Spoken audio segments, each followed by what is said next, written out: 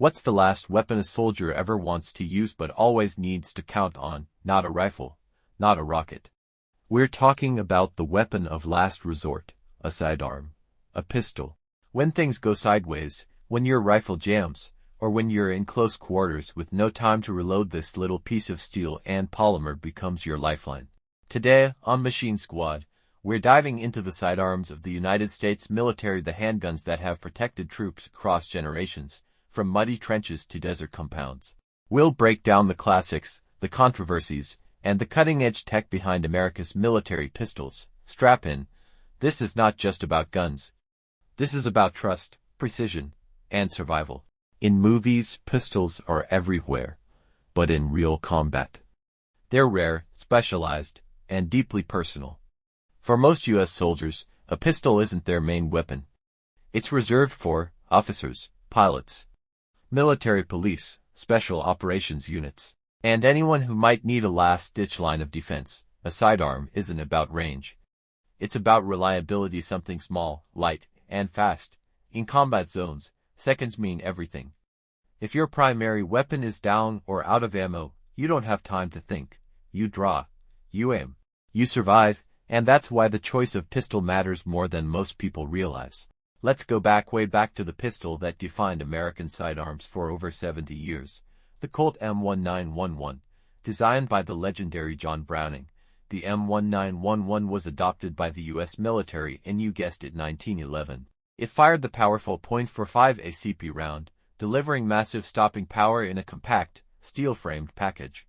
This was the sidearm that fought through World War I, World War II, Korea, Vietnam, and even in modern conflicts, some special ops units still carry it. Why?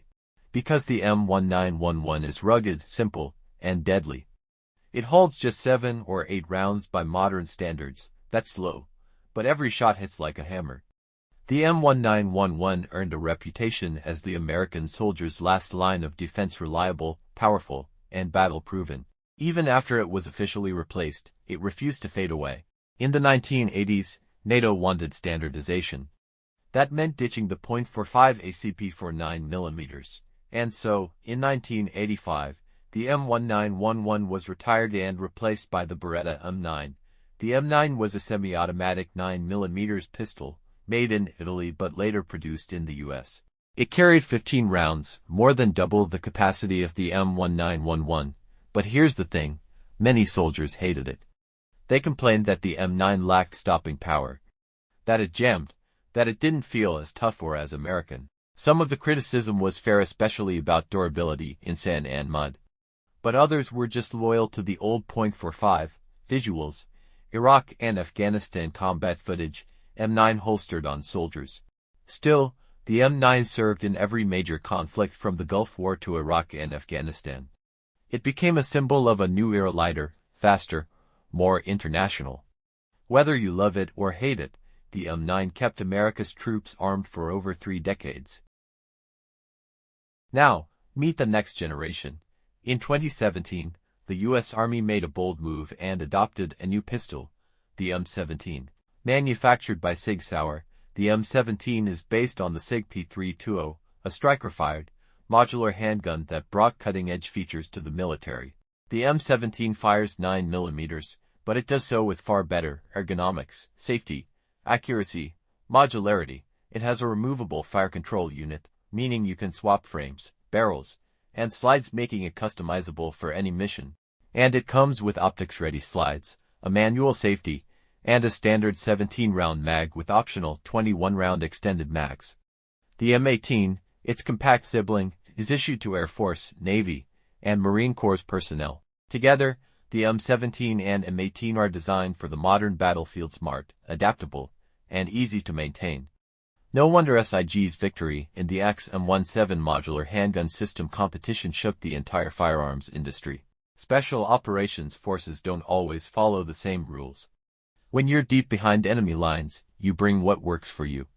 That's why elite units like Delta Force, Navy SEALs, and Green Berets often carry non-standard pistols. Some examples: Glock 19, lightweight, reliable, widely used in JSOC and CIA ops. SIG P226, long favored by Navy SEALs before the Glock took over.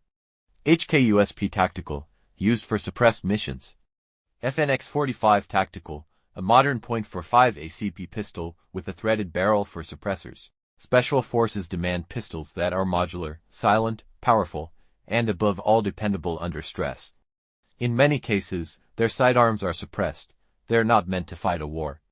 They're meant to take down a target, without starting one. Sidearms may not be the main battlefield weapon, but when they're needed, they become everything. Take Staff SGT. Ronald Shore II, a Green Beret medic who earned the Medal of Honor in Afghanistan. Under heavy fire, he used his sidearm to fight 3 enemy lines and save multiple wounded teammates. Or Captain Kimberly Hampton, the first female pilot killed in combat. Her sidearm was her only defense when her Kiowa helicopter went down. These moments are rare but unforgettable.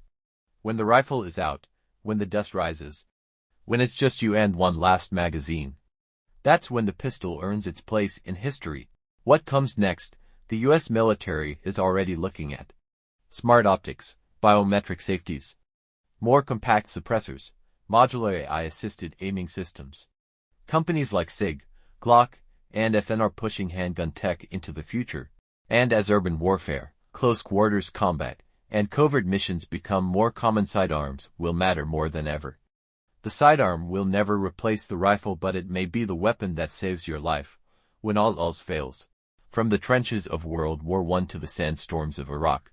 From the heavy .45 to the modular M17, the pistol has always been a soldier's final option and sometimes their first miracle.